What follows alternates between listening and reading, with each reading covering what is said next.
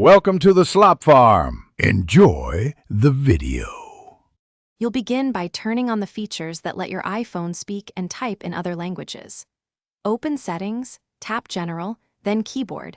Enable dictation and add the keyboard for the language you want. Once done, go back to Settings Accessibility Spoken Content to review voices. Larger voices may download over Wi-Fi. Make sure your iPhone is updated and connected so required voice files can download. This prevents missing or robotic voices during later steps. Now you choose and get the actual voice. Navigate to Settings Accessibility Spoken Content Voices, pick the language, then select a voice variant. If there's a download icon, tap it and wait for completion. You can preview the voice to confirm pronunciation and accent. Once downloaded, adjust the speaking rate slider so speech matches your pace. These steps ensure the keyboard's spoken feedback and dictation.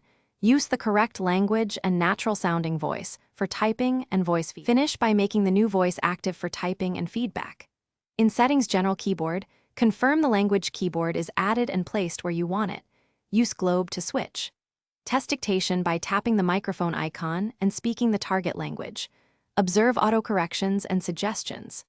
If speech sounds wrong or doesn't work, restart the iPhone, delete and re-download the voice, or reset the keyboard dictionary under Settings General Transfer or Reset. That usually resolves mismatched language behavior. Thanks for watching. Consider subscribing if we helped you today.